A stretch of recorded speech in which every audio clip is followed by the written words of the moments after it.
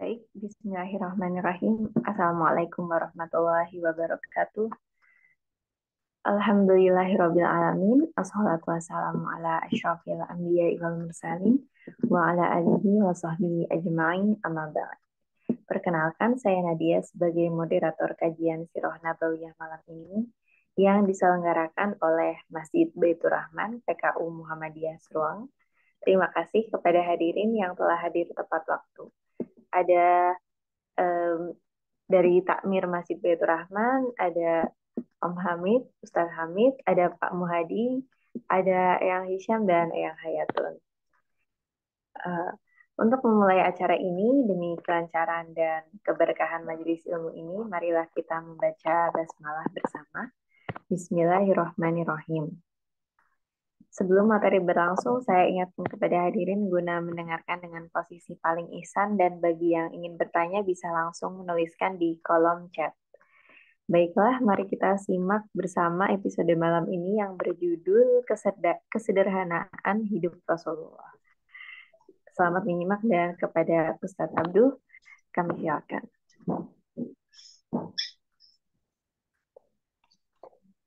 Terima kasih Mbak Nadia. Assalamualaikum warahmatullahi wabarakatuh. Alhamdulillahirabbil alamin, wassalatu wassalamu ala asyrafil anbiya'i wal mursalin wa ala alihi wa ashabihi ajma'in, amma ba'du. Para peserta kajian yang terhormat, alhamdulillah kita selalu diberi kesehatan oleh Allah, dan mudah-mudahan kita selalu sehat sehingga dapat menyongsong ibadah bulan Ramadan dengan sepenuh hati. Kita sudah siap fisik dan juga rohani, jasmani dan rohani, sehingga mudah-mudahan ibadah yang kita laksanakan di bulan Ramadan itu akan lebih khusyuk dan bisa meningkatkan ketakwaan kita kepada Allah Rabbul Alamin. Nah, pada petang hari ini saya akan menyampaikan tema tentang kesederhanaan hidup Rasulullah SAW, juga kesederhanaan hidup warga Madinah di masa Rasulullah. Rasulullah adalah seorang kepala negara yang memiliki hubungan diplomatik ya dengan beberapa orang raja, dan raja-raja yang mengakui kedaulatan Rasulullah atas wilayah Madinah, maka mereka mengirimkan hadiah-hadiah yang sangat banyak. Demikian pula pajak yang diterapkan oleh Rasulullah kepada daerah-daerah taklukan seperti Khaybar, ya. Kemudian ada pula daerah Nahlah yang memiliki perkebunan kurma yang sangat luas. Karena mereka itu tidak mau diserang oleh Rasulullah, maka mereka pun sebagai kompensasinya akan membayarkan separuh dari hasil panenan kurma mereka. Sehingga sesungguhnya kehidupan Rasulullah itu berlimpah makanan dan juga harta. Namun Rasulullah selalu membagikan harta itu kepada warga Madinah yang membutuhkan. Rasulullah sendiri hidup dalam kebersahajaan. Rumahnya sederhana, ruangannya ya sempit, ya, bahkan tempat tidurnya itu terbuat dari kulit kambing yang diisi dengan ya pelepah korma, yang kalau Rasulullah tidur seringkali anyaman pelepah korma itu tampak ya di pipi beliau, sampai Umar itu pernah menitikkan air mata, menangis ya, betapa bersahajanya kehidupan Rasulullah. Padahal rumah tokoh-tokoh di Madinah seperti Abdullah bin Ubay itu rumahnya itu bak istana. Ya, tapi rumah Rasulullah sangat bersahaja, sangat sederhana. Nah, inilah yang harus kita contoh, bahwa kita setinggi apapun posisi kita, ilmu pengetahuan kita, mungkin kita sudah selesai S3, Tapi kita harus bersikap humble, harus sederhana. Walaupun kita berhak memiliki harta yang banyak, tapi sikap kita ini harus tetap sederhana, menggunakan harta yang kita punyai ini dengan bertanggung jawab, tidak untuk memamerkannya kepada orang-orang di sekitar kita yang kebanyakan ini hidup kesulitan, banyak orang-orang yang miskin.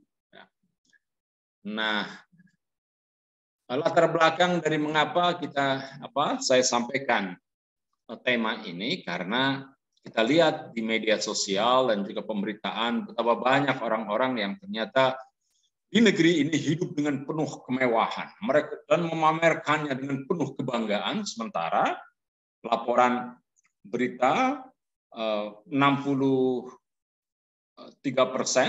ya, warga Indonesia ini tidak mampu menjangkau makanan bergizi. Karena harga makanan bergizi di Indonesia itu yang paling tinggi se-Asia Tenggara. Sekali makan itu, makanan bergizi itu harganya Rp22.000. Jadi kalau satu hari, satu orang itu harus mengeluarkan uang sebesar 66.000. Katakanlah 60.000. Berarti dalam satu bulan, ya silakan hitung sendiri ya. Ada 1.800.000 buat satu orang. Untuk jika satu keluarga itu terdiri dari bapak, ibu dan 2 orang anak, 1.800.000 kalikan 4 ya, 7.200.000 itu hanya untuk makanan bergizi saja, makanan saja. Artinya apa? Kehidupan masyarakat itu masih di bawah standar kelayakan.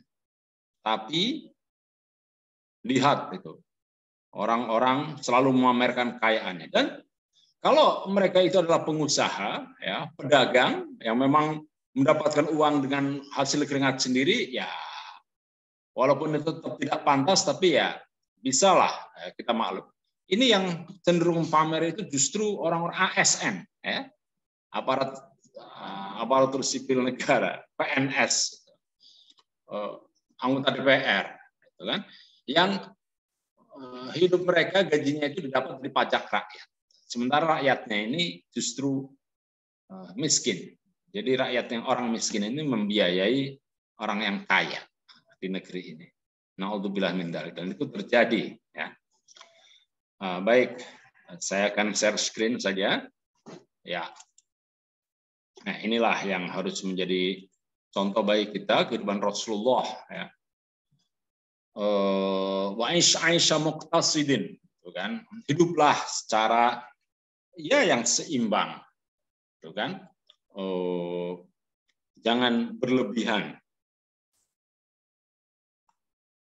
Dalam Al-Quran disebutkan kulu washrobu wala tusrifu. Kemudian bagaimana Allah mengingatkan Bani Israel setelah mereka mendapatkan air, ya, wa qul nadrib bi'asakal hajar fanfajarat min husnata asyrata aina kulu washrobu wala ta'saw fil ardi mufsidin, dan jangan berbuat kerusakan di muka bumi. Orang-orang yang suka pamer, suka memamerkan harta kekayaan itu sesungguhnya berbuat kezaliman untuk diri mereka sendiri dan juga untuk orang lain. Di tengah masyarakat yang miskin ini kok pamer motor besar yang harganya itu mahal, berkonvoi gitu kan. Ya demi ya untuk ada mereka ternyata pengen diakui bahwa mereka itu kaya. Nah, ini sungguh ironis di negeri ini, ya. Nah, ini saya sampaikan ya, sejak masyarakatnya media sosial, banyak orang menggunakannya untuk memamerkan kekayaan dan kehidupan mewah.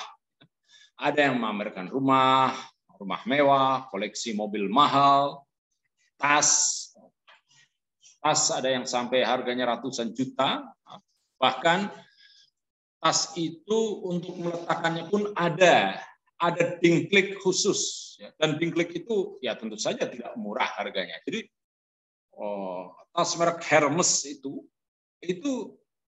naruhnya tidak boleh di meja sembarangan, tapi ada dingklik khusus untuk Hermes. luar biasa. Ya. Padahal ya ibu-ibu kaum wanita yang bawa tas ini itu enggak ada itu kaum lelaki yang melirik tasnya, yang dilirik kan orangnya. Jadi sungguhnya untuk siapa tas itu ya? Untuk apa? Koleksi berlian. Ada pula yang memborong makanan mahal kemudian dipamerkan. Ada dulu itu anak-anak yang YouTuber yang selalu mengupload makanan mewah seperti kaviar. Dia memborong sampai 1 ton diperlihatkan. Nah, juga sekarang ini ada kebiasaan baru bahwa sebelum makan, kalau dulu sebelum makan itu kita selalu berdoa ya. Tapi sekarang itu kalau mau makan, makanannya difoto dulu gitu kan. Oh, tunggu, foto dulu makanannya. Kemudian dipamerkan kemana-mana. Ini sebetulnya gejala yang gejala pamer ya.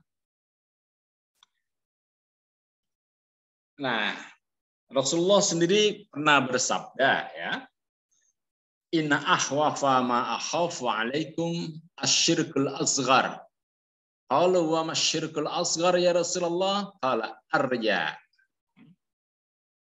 Yaqul Allah azza wa jalla lahum yawmal qiyamati idza juziya an-nasu bi a'malihim idhabu ila alladhina kuntum tura'una fid dunya fanzuru hal tajiduna 'indahum jazaan.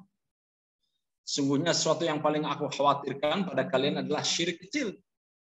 Mereka bertanya, para sahabat bertanya, apa syirik kecil itu wahai Rasulullah? Beliau menjawab, riya, sikap pamer, sikap ingin dipuji. Allah Azza wa Jalla pada hari kiamat, ketika memberi balasan amal para hambanya berfirman, pergilah kalian kepada mereka yang kalian riya di hadapan mereka ketika kalian berada di dunia. Lalu perhatikan apakah kalian mendapatkan pada mereka balasan. Jadi orang-orang yang suka pamer itu diminta untuk mendatangi orang-orang yang yang dipameri itu. Apa balasannya? Tidak ada. Tidak ada. Bahkan mungkin kecaman, kan? Karena orang sesungguhnya orang yang tidak punya itu cenderung untuk merasa iri kepada yang punya. Jadi orang yang miskin cenderung memiliki mohon maaf ya, ada kebencian kepada orang-orang yang memamerkan hartanya. Maka kemudian mengapa komunis pernah berjaya? Karena komunis itu menjanjikan kepada orang-orang miskin bahwa mereka itu akan berjuang untuk merampas harta yang dimiliki oleh orang-orang kaya dan dibagi rata. Jadi sama rata, sama rasa. Tidak ada yang kaya, tidak ada yang miskin. Tentu saja orang-orang miskin itu tertarik. Iya, memang begitulah semestinya hidup itu. Jangan sampai ada orang makan ayam sampai berlebihan, sementara di sini makan banyak orang yang tidak bisa mendapatkan makanan, sementara banyak orang yang membuang-buang makanan. Jadi caranya adalah orang yang punya makanan banyak itu harus dibagi rata kepada orang-orang miskin dan kepada siapapun, sehingga semua orang itu tidak ada yang tidak punya makanan. Sangat menarik gagasan Partai Komunis itu. Dan orang komunisme ini adalah ideologi yang paling memperjuangkan kehidupan, nasib orang-orang miskin. Nah, sekalipun kemudian faktanya ketika mereka berkuasa bertindak melakukan kekejaman yang luar biasa. Nah, jadi ini ya, maka di negara seperti Cina itu jarak antara seorang direktur utama perusahaan dengan seorang satpam tidak terlalu besar, tidak terlalu beda gajinya itu. Sementara di kita ini, Masya Allah, kan? Seorang direktur BUMN ini bangkrut lagi. Kan? Wah, itu bisa bermewah-mewahan. Komisarisnya bisa bermewah-mewahan. Nah, sementara orang yang jadi cleaning service di bandara itu, ya menjadi satpam di perusahaannya, ya tetap saja nasibnya seperti itu. Nah ini, jadi kita dilarang untuk melakukan pamer, ria berupa kepemilikan kita, gitu kan, atau tindakan kita. Maka disinilah pentingnya ibadah seperti puasa itu, karena puasa tidak bisa dipamerkan, tidak ada orang yang mengetahui, ya, seorang itu puasa atau tidak. Bisa saja orang mengaku puasa, padahal sesungguhnya tidak. Di Turki itu ada seorang penulis novel terkenal dan peraih hadiah Nobel, ya, judulnya namanya Orhan Pamuk. Oh, luar biasa, ya. Nah, Orhan Pamuk itu bercerita bahwa keluarganya itu terhadap Islam itu luar biasa, tapi tetap sekuler, gitu kan. Jadi di rumahnya itu setiap bulan Ramadan itu setiap kali menjelang buka puasa itu disediakan makanan yang berlimpah itu. Dan orang-orang udah keluarga itu selalu datang dan ya menunggu datangnya maghrib. Begitu maghrib tiba, mereka kemudian ngambil minuman, makanan, dan menikmati hidangan yang ada. Padahal tidak ada seorang pun di antara yang hadir itu yang berpuasa. Jadi semuanya tidak berpuasa. Nah, artinya apa? Kita berpuasa atau tidak ada yang tahu, ya. Dan puasa tidak bisa dipamerkan. Kalau sholat ada kontrol sosial. Sholat yang paling baik itu adalah yang berjamaah bersama-sama. Jadi ibadah selain puasa itu ada, bisa dilihat oleh orang lain. Sedekah, zakat umpamanya, panitia lazismo itu tahu berapa zakat yang saya bayarkan. Dan nanti akan diumumkan. Dan orang bisa melihat, ini pantas tidak ini. Ustadz Abdul ini zakatnya sekian. Bisa menilai. Haji apalagi. Ketika kita mendaftar haji, di bank, orang panitia haji dari Kemenak itu tahu bahwa kita akan berhaji. Ketika kita berada di Mekah pun, ibadah haji itu adalah ibadah yang kolosal. Jadi bisa dilihat orang banyak. Rukun Islam yang pertama syahadat. Itu memang harus disaksikan. Namanya juga syahadat, persaksian. Jadi harus disaksikan orang banyak. Kecuali puasa. Nah, puasa ini artinya apa? Kullu amali bani adama lahu illa shaum fa innahu li wa ana ajzibihi.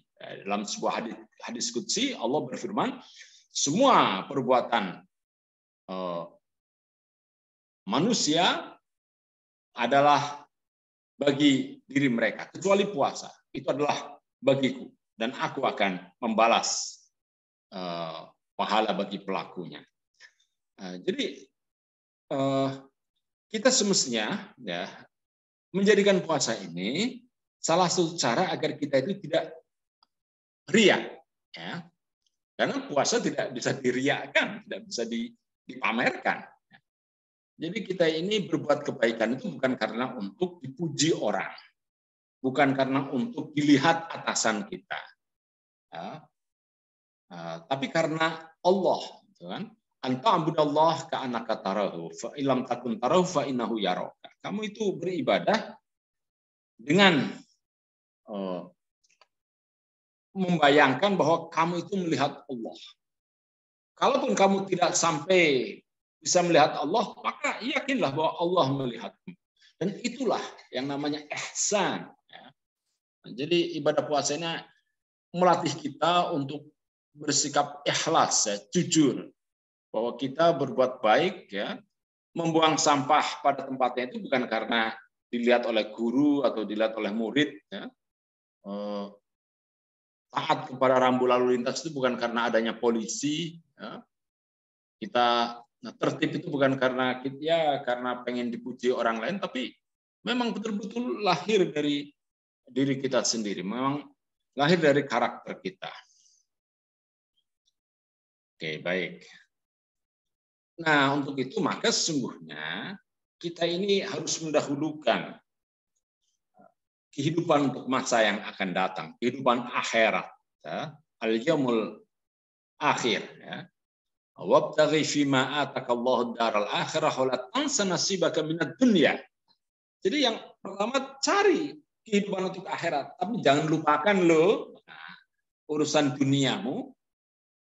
Nah, jadi yang jangka panjang itu harus kita dapatkan, harus menang, tapi jangka pendek juga harus menang. Dunia kita harus menang, tapi yang paling utama di akhirat. Ya. Jadi jangan kita mengutamakan jangka pendek, ya, sementara jangka panjangnya wah berantakan. Banyak sekali negeri kita ini demi untuk mendapatkan devisa, hutan ditebang gitu kan, tanah apa gunung dikeruk untuk diambil emasnya, batu baranya. Dalam jangka pendek memang kita dapat uang, tapi jangka panjang 50 tahun ke depan rakyat kita akan jadi miskin karena sudah tidak ada lagi hutan. Sungai itu menjadi kering airnya. Ya, karena mata air jadi kering karena tidak ada lagi tanaman-tanaman sekitar mata air itu. Tembagapura itu yang ada di Papua itu, gunung itu yang tadinya Tembagapura, tapi oleh Freeport itu ternyata ditemukan emas itu. Nah, nanti kelak ya sudah tidak ada, habis semuanya. Anak cucu kita di masa yang akan datang tidak mendapatkan apa-apa. Mungkin yang tadinya gunung itu kemudian jadi dataran tandus, hanya bebatuan saja. Demikian juga yang di Kalimantan itu bekas galian batu bara itu hanya akan membuat cekungan-cekungan bagaikan di bulan sana itu. Nah, jadi memang jangka pendek kita mendapatkan uang, tapi jangka panjang kita akan mendapatkan nestapa, akan mendapatkan kemiskinan. Nah itu karena kita itu yang diutamakan adalah dunia, ya. Jangka pendek, ya. Tidak memikirkan akhirat. Jadi dampaknya dulu, bagaimana agar masa depan itu bisa tetap berjaya, alam itu bisa tetap baik, lingkungan harus tetap baik, kekayaan alam kita terjaga. Nah, tidak habis-habisan seperti ini, habis-habisan orang bodoh. Nah, oke, di sini kan wa ahsin kama ahsanallahu ilaika. Ya, berbuat baiklah sebagaimana Allah berbuat baik kepadamu. Wala tabghil fasad. Jangan kamu berbuat kerusakan di bumi ini. Innallaha la yuhibbul mufsidin. Sungguhnya Allah tidak menyukai orang-orang yang berbuat kerusakan. Jadi seperti menebang pohon, menebang hutan, ya. Hanya demi untuk perkebunan sawit, ya, dan kemudian dikuasai oleh orang-orang yang berduit saja. Sementara masyarakat Kalimantan, ya, di Sumatera itu orang-orang di Kubu, orang-orang Dayak sana kehidupannya tetap miskin. Ya, mengapa terjadi ketimpangan yang semacam itu? Nah, inilah ya. Dan kemudian mereka memamerkan kekayaannya lewat medsos, lewat rumah mewah di mana-mana, walaupun tidak dihuni, mobil, koleksi mobil, banyak sekali mobil mewah. Na'udzubillah min dzalik, ini negeri apa ini ya? Nah, maka mari kita contoh Rasulullah. Ya. Rasulullah ini acap kali di rumahnya tidak ada makanan. Ya. Padahal setiap hari stok makanan itu selalu ada, tapi beliau itu lebih utamakan untuk orang-orang miskin. Dan banyak sekali orang-orang ahlus suf. Ya. Jadi di pojok masjid itu ada sebuah tempat di mana banyak orang yang orangnya dalam perjalanan, ya, kehabisan bekal, tinggal di situ. Ada orang yang pengen pindah agama menjadi agama Islam, pengen mendengarkan pelajaran agama dari Rasulullah, entah dari mana, ada yang dari Ethiopia, dari Persia, ada yang dari Syam, dari Yaman datang, tidak punya bekal, tidak punya sanak saudara di situ, kemudian nginep di zawiyah itu, di suf itu, di sudut Masjid Madinah, Masjid Nabawi yang sekarang ini ya. Waktu itu tentu belum begitu luas. Wah, jumlahnya itu bisa sampai 40 orang, 60 orang. Dan setiap hari Rasulullah harus memberi makan mereka. Dan untuk itu maka Rasulullah itu merelakan, beliau itu tidak makan. Nah, karena tidak makan maka beliau bertanya kepada Aisyah, wahai Aisyah, ada makanankah hari ini? Oh, tidak ada wahai Rasulullah. Oh ya. Kemudian beliau mendatangi rumah Zainab. Zainab, adakah makanan ada? Oh, tidak ada, Rasulullah sudah diminta orang-orang miskin. Oh ya, datang kepada Ummu Kulsum. Siapa itu? Ya, Ummu Kulsum ya. Siapa Bu namanya istrinya? Ummu Salamah. Oh ya, maaf. Ummu Salamah ya. Tidak ada juga akhirnya. Ya, Nabi karena berarti ini istri-istri beliau itu juga tidak punya makanan ya. Idan anas shaim. Kalau begini ya maka saya akan berpuasa. Nah, jadi Rasulullah acap kali berpuasa karena tidak ada makanan itu. Nah, itulah ya yang dilakukan oleh Rasulullah itu. Padahal roti, gandum, tepung, mentega, daging itu selalu ada setiap hari. Tapi ya begitu datang orang-orang miskin langsung berkumpul juga di masjid untuk meminta jatah itu kan. Dan Rasulullah yang bagi-bagikan sampai habis semuanya. Ya. Sampai untuk beliau pun tidak ada. Sampai pernah ada orang minta diberi pakaian. Waduh, padahal Rasulullah tidak ada pakaian. Kata ibu saya, pakaian yang dikenakan Rasulullah juga tidak apa-apa. Ya Rasulullah lepas pakaian ini buat kamu. Masya Allah.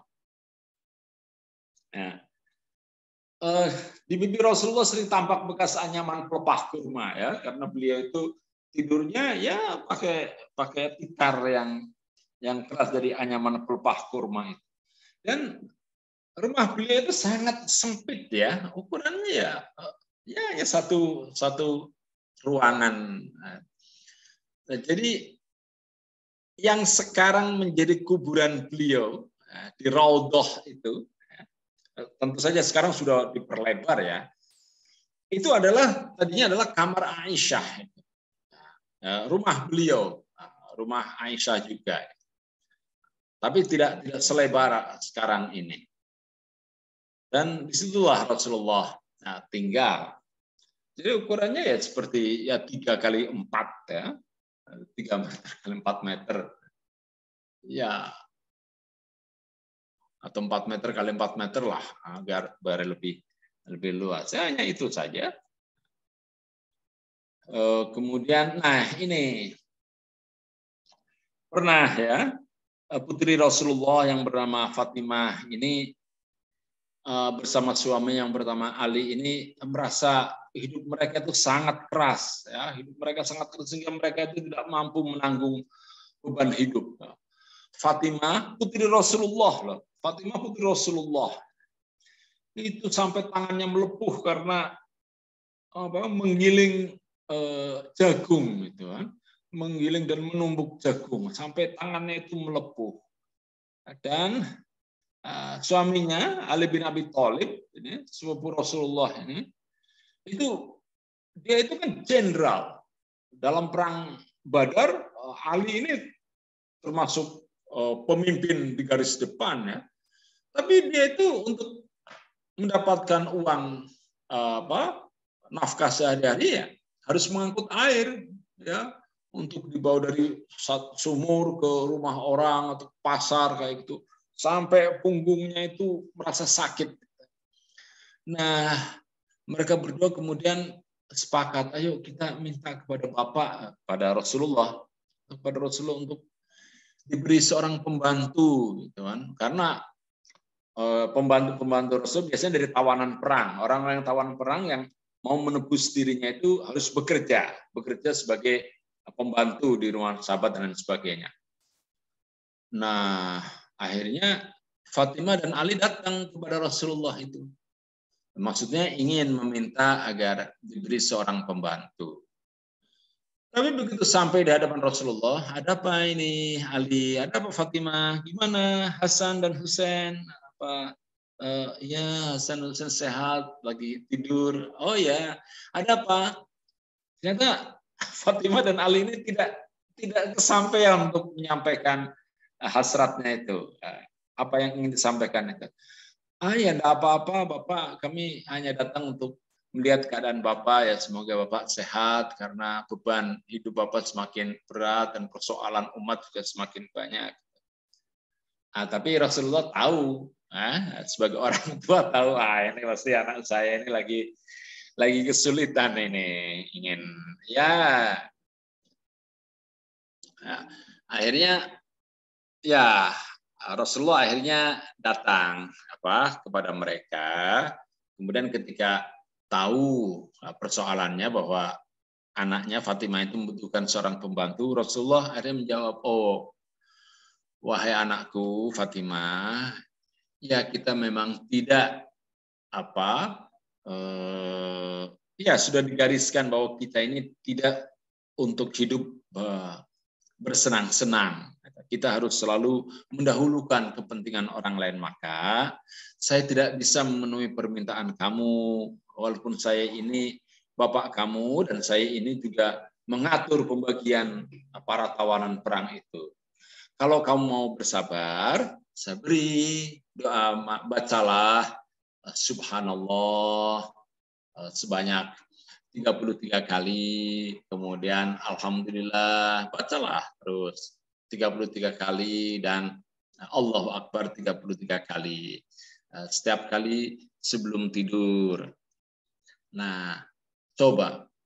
Ali dan Fatimah datang kepada sang bapak, kepada Rasulullah, untuk diberi pembantu. Oleh Rasulullah tidak diberi doa. Gitu kan? Tapi karena Ali dan Fatimah ini yakin bahwa apa yang disampaikan oleh Rasulullah itu betul-betul sesuatu yang lahir dari keikhlasan, maka mereka pun menerimanya dengan penuh keikhlasan pula. Ternyata setelah dijalani, mereka berdua itu suami istri ini merasa hidupnya ini jadi ya walaupun tanpa pembantu ternyata bisa ringan, bisa diatasi sendiri. Nah, inilah kekuatan doa ya. Jadi cukup dengan bertasbih, ya, tentu saja tasbihnya ini dengan penuh perasaan ya, penuh perenungan. Subhanallah, subhanallah, maha suci Allah, ya Allah, bahwa aku ini hamba-Mu ini bukanlah orang yang suci ya, aku ini hamba-Mu yang selalu gampang mengeluh gitu kan. Alhamdulillah, ya alhamdulillah, punya pekerjaan, bisa menggiling jagung, ya, bisa ngangkut air, ya. Lihatlah banyak orang yang tidak mampu mendapatkan pekerjaan, ya disyukuri saja. Alhamdulillah, Allahu Akbar, ya Allah lah yang maha besar. Ternyata hidupannya pun bisa menjadi terasa ringan. Ya baik, ini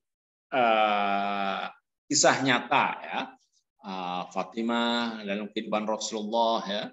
Rasulullah juga sangat sederhana, dan ini dalam sebuah hadis dalam Asy-Syama'il Al-Muhammadiyah ya, yang disusun oleh Imam At-Tirmidzi, dikatakan rawa Muslim fi sahihi an Aisyah radhiyallahu anha qalat innama kan, ya ini diriwayatkan oleh Muslim ya, innama kana firasy Rasulullah sallallahu alaihi wasallam alladhi yanamu alaihi adaman khushbuhu laifun. Imam Muslim meriwayatkan dari Aisyah bahwa ia berkata, tempat tidur Rasulullah yang biasa beliau tidur di atasnya adalah terbuat dari kulit yang disamak, alasnya adalah serabut pohon korma. Coba ya, serabut pohon korma. Demikian juga bantalnya. Karena wisadatu Rasulullah allati yanamu alaihi bil-lail min adamin hashwaha laifun. Ya, bantalnya juga dari kulit yang disamak, dan alasnya adalah serabut korma ya, bukan bukan dari kapuk ya, yang empuk atau dari apa bahan-bahan yang lain. Ada bantal yang terbuat dari bulu gitu kan. Wah, itu tidak. Jadi sangat sederhana ya, sangat bersahaja kehidupan Rasul. Padahal beliaulah yang mengalahkan orang-orang Quraisy ya, yang mengadakan negosiasi dengan Mungdir ibnu Sawi, dengan Muqawqis, kemudian juga dengan Heraklius yang mengirimkan surat kepada Heraklius, yang mengirimkan para sahabatnya ke Ethiopia, punya hubungan baik dengan Kaisar Ethiopia, Kaisar. Tapi Rasulullah tetap kehidupannya bersahaja. Nah, ini saya kutipkan dari kitab yang sangat terkenal di masyarakat kita ya, kitab Aqdul Jawahir. Aqdul Jawahir itu adalah kitab yang disusun oleh Syekh Ja'far Al-Barzanji. Nah, jadi kitab Aqdul Jawahir itu kemudian sering disebut sebagai kitab Barzanji, padahal Barzanji itu adalah nama orang, Ja'far Al-Barzanji. Nama kitabnya Aqdul Jawahir, tapi banyak orang yang nggak tahu. Yang biasa baca Al-Barzanji setiap malam Jumat pun tidak tahu bahwa judul nama kitabnya itu bukan Al-Barzanji, melainkan Aqdul Jawahir, untaian, untaian permata. Nah, di sini ditulis ya ini banyak sekali. Tapi yang paling menarik di sini bahwa Rasulullah ini walaupun seorang pemimpin yang dihormati oleh para kepala negara, tapi dia itu wa kana Rasulullah sallallahu alaihi wasallam syadidul haya'i wat tawadhu. Dia orang yang ya dalam banyak hal justru sangat pemalu dia. Beliau itu sangat pemalu ya.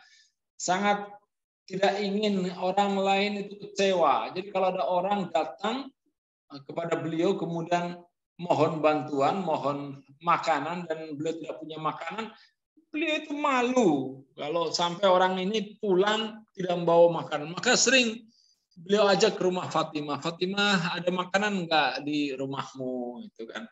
Oh, sering kali Fatimah juga, ya Allah, Bapak ini mohon maaf, saya ini sudah berapa hari ini hanya minum air saja. Coba. Seringkali kemudian ketika mau bertamu ke rumah Fatimah, Fatimah nanya, Bapak datang dengan siapa? Kalau dengan sendirian silakan masuk, tapi kalau berdua dengan orang asing jangan, tidak boleh masuk karena saya ini adalah masalah aurat, gitu kan? Ya, pakaian penutup tubuh saya yang baik itu yang dipakai oleh suami saya Ali untuk bekerja. Jadi rupanya gantian itu suami istri. Coba, ini putri Rasulullah. Sampai untuk pakaiannya saja sangat sederhana, gantian dengan suaminya. Nah, buat tawadhu. Rasul ini seorang yang sangat tawadhu ya. Beliau itu sholat banyak ya, sampai kakinya bengkak gitu. Kemudian Aisyah itu menegur, wahai Rasulullah, bukankah engkau sudah dijamin oleh Allah, dijamin ampunan, dijamin mahfirah dari Allah. Tapi kenapa jawab Rasulullah? Alam akun abdan syakuran. Ya bukankah aku ini tidakkah saya ini bersyukur kepada Allah? Maka sholatnya Rasulullah itu adalah sebagai tanda syukur kepada Allah. Demikian juga puasa kita harus kita maknai sebagai wujud syukur kita kepada Allah. Bukan sekedar untuk menguruskan badan untuk diet dan sebagainya. Tidak.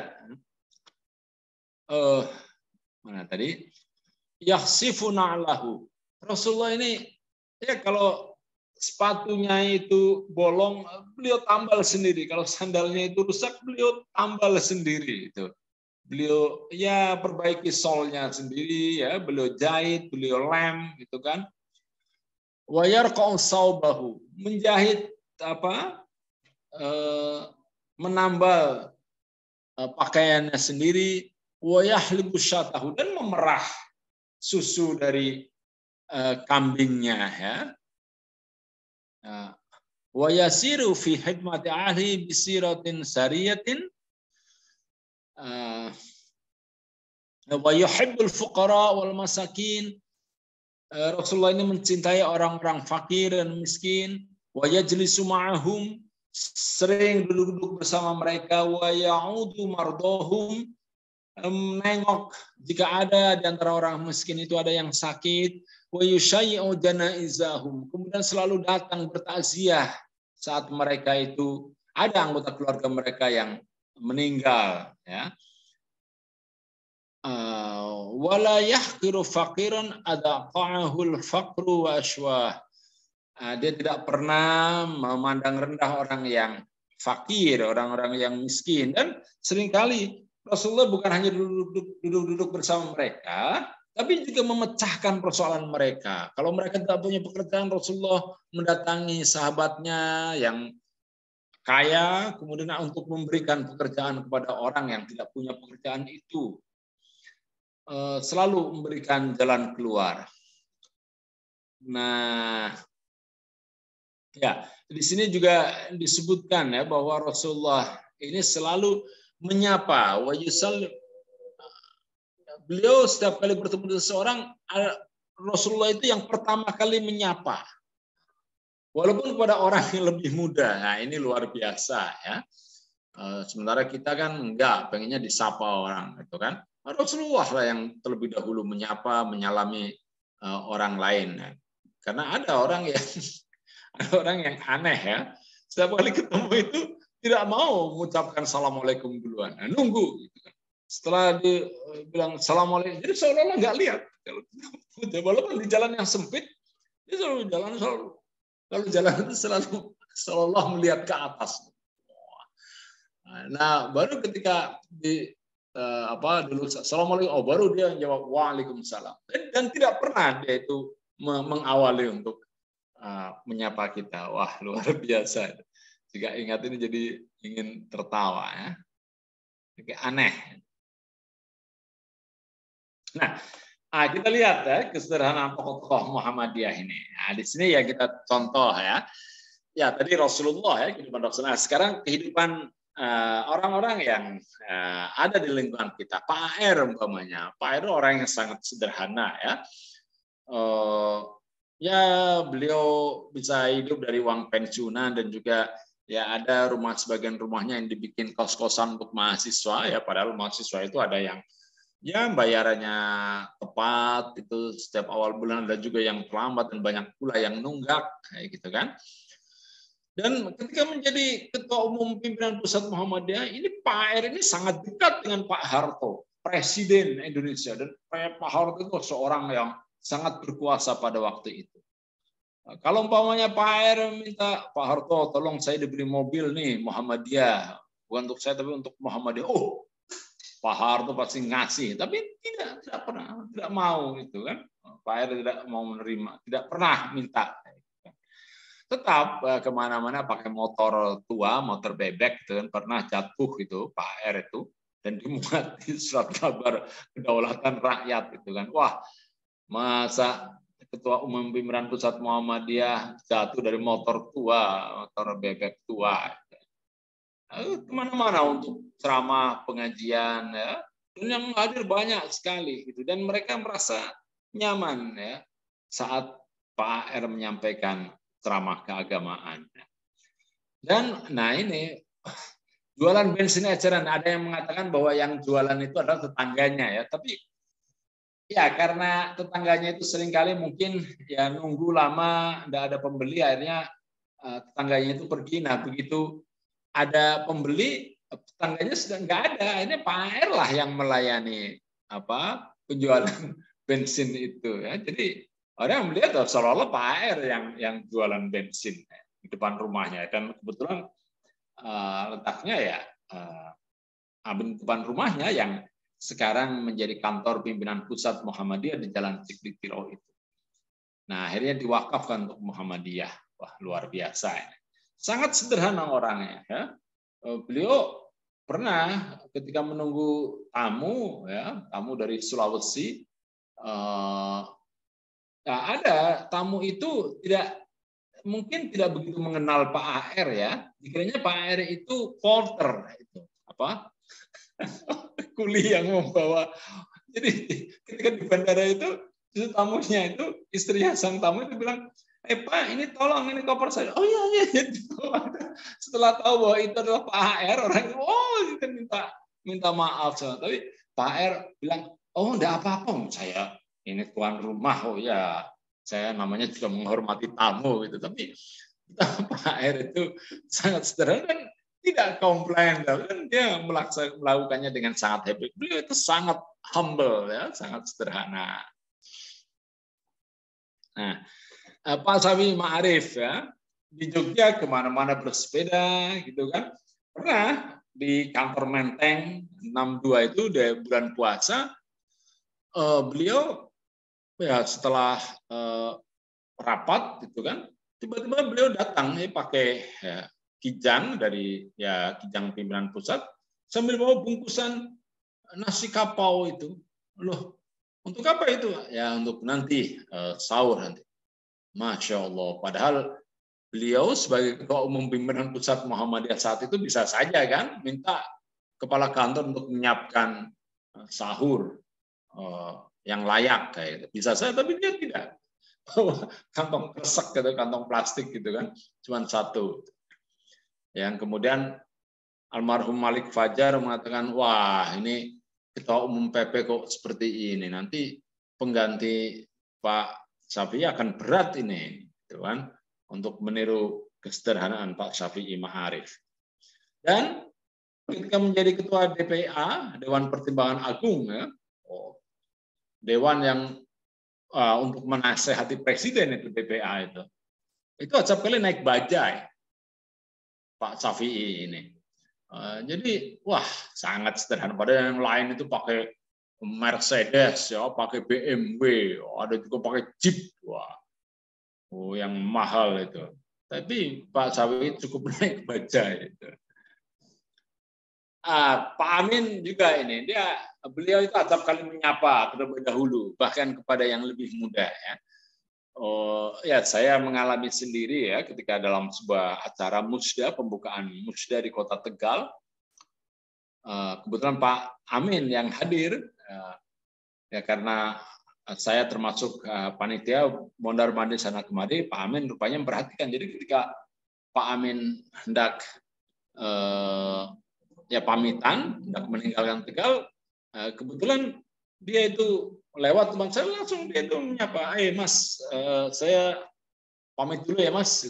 Wah, luar biasa beliau itu. Saya memperhatikan, saya ini apa waktu itu ya. Ya masih anak-anak lah, belum 20 tahun saya waktu itu. Tapi ya Pak Amin sudah ya, menyalami sekalipun kepada orang yang lebih muda. Nah kita lihat ini kan Pak Muhammad Natsir ini tokoh masyumi ini. Ketika beliau menjadi Perdana Menteri itu hanya punya 2 potong pakaian. Yang satu potong itu yang beliau pakai, yang satunya itu yang ada di tasnya itu. Nah, jadi begitu kalau kotor langsung yang ada di tasnya itu beliau pakai, kemudian yang satunya lagi beliau kirim ke rumah untuk dicuci oleh istrinya. Padahal beliau ini Perdana Menteri. Kalau Pak Nasir itu minta agar mendapatkan gaji yang lebih tinggi, ya pasti bisa. Tapi beliau tidak. Demikian juga Mr. Rum, ketika diminta untuk menjadi rektor Universitas Muhammadiyah Jakarta, itu Mr. Rum itu Muhammad Rum, tokoh diplomat Indonesia yang merundingan Rum Royen. Ya. Rum Royen itu yang menghasilkan KTT Meja Bundar, ya. Konferensi Meja Bundar di Den Haag itu yang menetapkan kemerdekaan Indonesia, pengakuan Belanda atas kemerdekaan Indonesia. Mr. Rum ini kemudian mengatakan, ya tapi tolong saya untuk menjadi rektor ini, tolong pada waktu itu beliau menulis surat, tolong saya tiap bulan disediakan uang untuk naik bis kota gitu kan, Uangnya ya sekitar, ya mungkin ya kalau sekarang ini mungkin sekitar berapa? Ya 125.000 lah gitu. Wah, oh, kaget itu orang dari UMJ itu Universitas Muhammadiyah Jakarta. Loh, Pak Rom, ini UMJ ini bisa memberikan Pak Rom ini uang 20 juta. Ini kok Pak Rom hanya minta cuma 150.000. Oh, enggak, itu udah cukup lah. Coba, betapa sederhananya orang-orang bapak-bapak kita itu, pendiri Republik ini. Termasuk Bung Hatta ini. Ketika beliau meninggal, ya, itu anaknya menemukan sebuah kaleng, ya, sebuah kaleng bekas kue, gitu kan.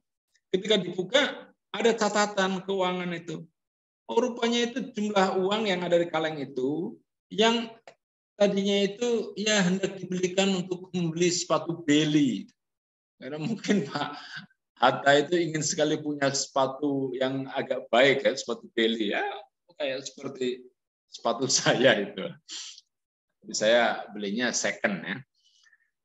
Ya, dan ternyata uangnya belum cukup, Pak. Betapa coba? Bung Hatta ini kan proklamator, ya, dan pernah menjadi Perdana Menteri, dan wah, luar biasa, Bapak Koperasi Indonesia. Ternyata sangat sederhana. Maka mari kita ini juga hiduplah yang humble, yang sederhana, dan jangan suka pamer kekayaan. Itulah kekayaan itu ya akhirnya toh hilang, ya, kalau Allah menghendaki. Tidak ada yang abadi. Nothing lasts forever. Kayak judul novelnya Sidney Sheldon. Oke, baik. Saya kira itu ya yang bisa saya sampaikan. Ini betapa kita harus mencontoh Rasulullah dan juga ya para tokoh, ya, pemimpin di Persyarikatan Muhammadiyah dan juga pendiri Republik ini seperti Bung Hatta, Pak Natsir, Mr. Rum, yang hidupnya itu sangat sederhana, tidak bermewah-mewahan, dan mereka juga orang yang mudah ditemui. Jadi bertamu kapanpun di rumah Pak Natsir pasti beliau itu menemui. Itulah kehebatan Pak Natsir, dan kita semestinya juga hidup sederhana seperti mereka itu. Demikian Mbak Nadia, barangkali ada pertanyaan? Ya, baik. Terima kasih atas penjelasannya, Ustadz Abduh. Sudah ada pertanyaan dari Muhammad Ishak.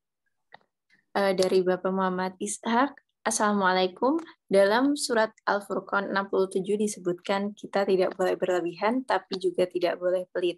Kira-kira bagaimana pengaturannya, Pak Ustadz? Apakah ada doa agar kita dijauhkan dari sifat pelit? Kadang sifat pelit juga muncul, apalagi ketika kita sedang dalam kondisi minim. Terima kasih pertanyaannya, Bapak Muhammad Ishak.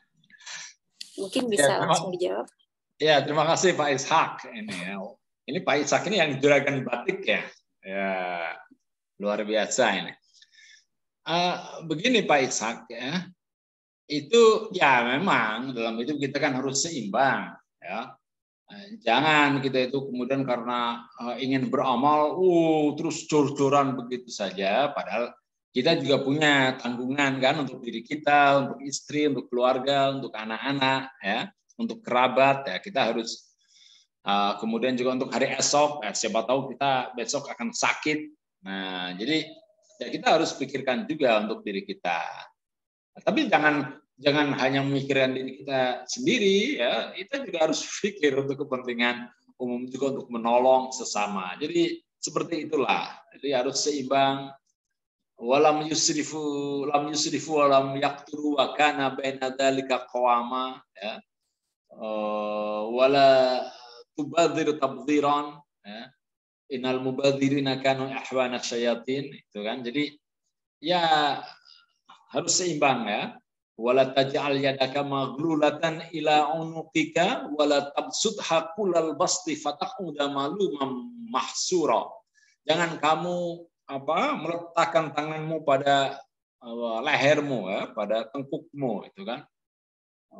Wala taj'al yadaka maghlulatan ila unuqika wala tabsutha kullal basti. Artinya jangan bersikap pelit, tapi jangan juga bersifat terlalu membuka tangan, gitu. Boros ya. Jadi harus seimbang. Ketika Utsman hendak memberikan infak ya, membiayai kepentingan dakwah Nabi pun, Nabi mencegah Utsman untuk mengeluarkan semua hartanya, karena menurut Nabi itu as-sulus ya Utsman, as-sulus yakfi bis-sulus. Inna sulusa kasir. Sepertiga saja wahai Utsman dari kekayaanmu. Sepertiga saja itu sudah sangat banyak. Nah, jadi kita harus punya perhitungan juga. Nah, apa doanya? Oh ya, ada ya doa yang biasa yang pernah diajarkan oleh Rasulullah itu kan. Bismillahirrahmanirrahim. Allahumma inni a'udzubika minal hammi wal hazan. Ya Allah, aku mohon perlindunganmu agar dijauhkan dari minal hammi wal hazan, dari gelisah dan juga sedih hati. Dari depresi ya. Kemudian wa'udzubikal ajzi wal kasal. Dan juga dari sikap lemah dan juga sikap malas. Wa'udzubikal jubni wal bukhal.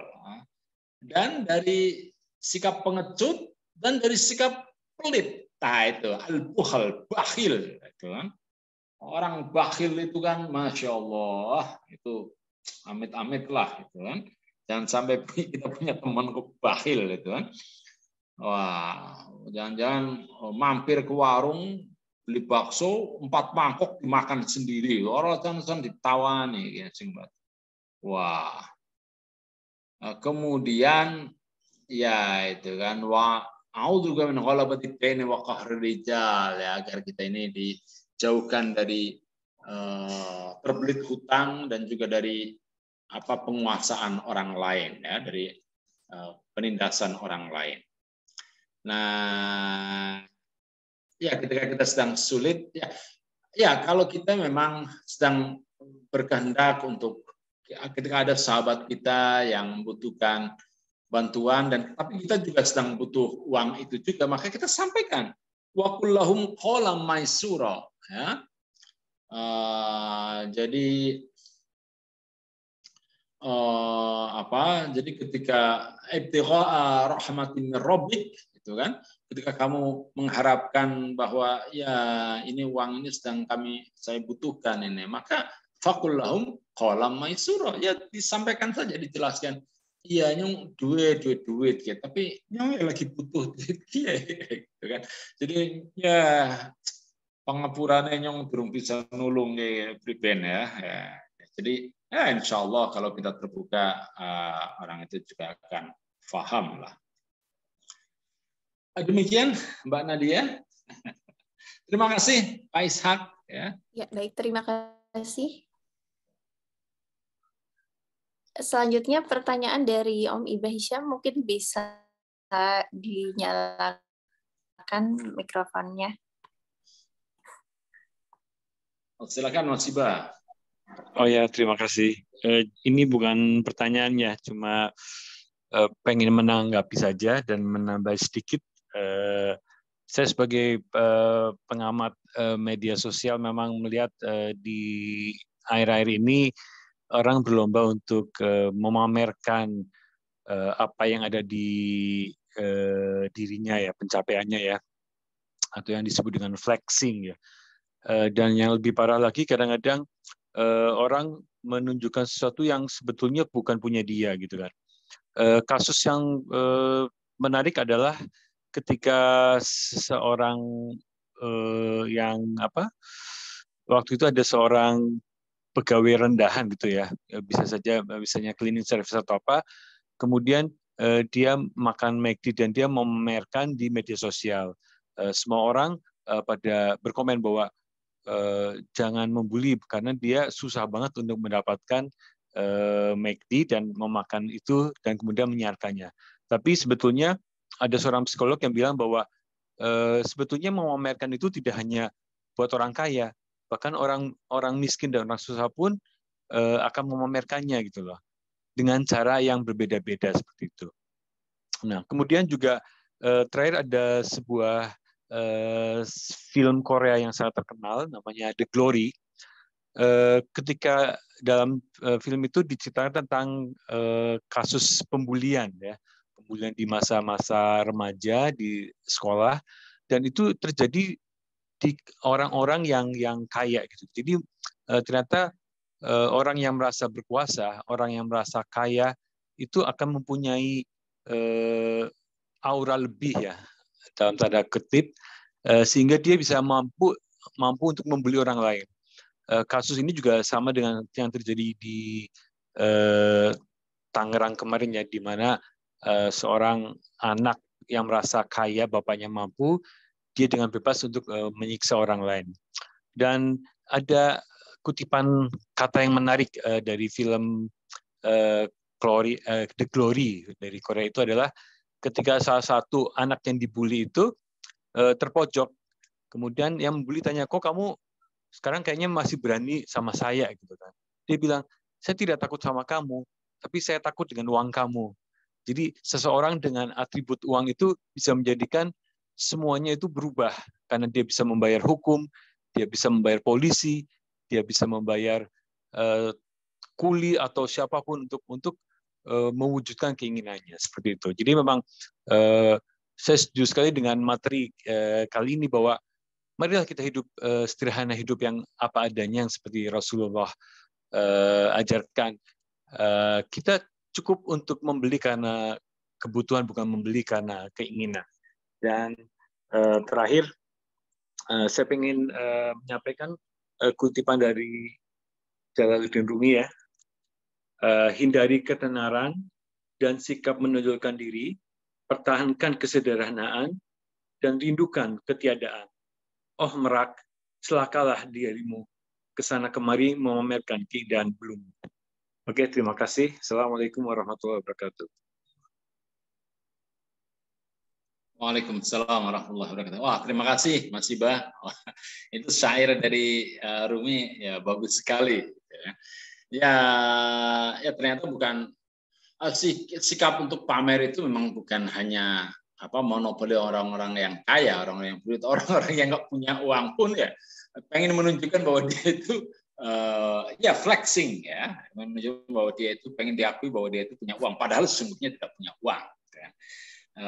Ya ini gejala yang luar biasa, ya, di masyarakat kita itu kan. Apalagi kalau Lebaran itu kan banyak orang yang, woi, pengen dikatakan dia sukses, itu kan, pulang kampung, wah, ya mobilnya mungkin ya syukur kalau mobilnya sendiri, ya, tapi ya seringkali orang pengen ya diakui bahwa oh ini sukses, ya, udah keren, ya, udah mobilnya bagus itu kan. Nanti setelah itu nanti pulang Jakarta ya bingung lagi gitu kan, ya gimana untuk bayar sewa mobilnya. Ya memang begitulah manusia. Tapi sekali lagi mari kita kembali kepada ajaran Rasulullah bahwa kita ini harus humble, ya, harus hidup sederhana, ya, secukupnya, dan kita harus juga mencintai orang-orang yang miskin, duduk bersama mereka, menengok mereka jika mereka sakit, dan juga ikut bersedih jika mereka sedang bersedih. Saya kira demikian. Terima kasih Mas Iba, terima kasih Pak Ishak atas pertanyaannya.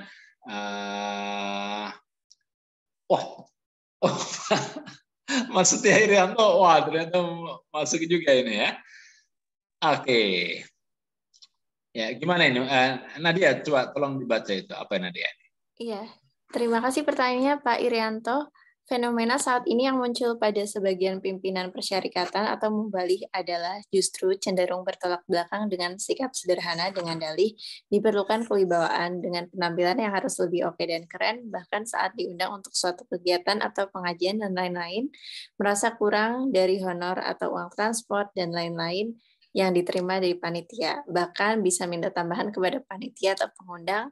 Bagaimana menurut Ustadz Abduh? Pangapunten, matur nuwun. Waduh, ini wah, saya kaget juga nih ada berita semacam ini, Mas Anto, ya. Nah ini orang ini kalau memang berada di persyarikatan ya sebetulnya salah kamar orang ini ya, karena di persyarikatan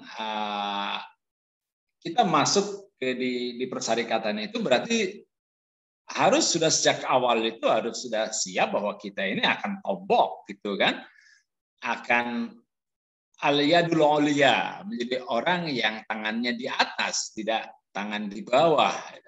Jadi kalau kemudian dalam suatu kesempatan dia itu kemudian bersikap tangan di bawah, itu ini salah alamat itu kan.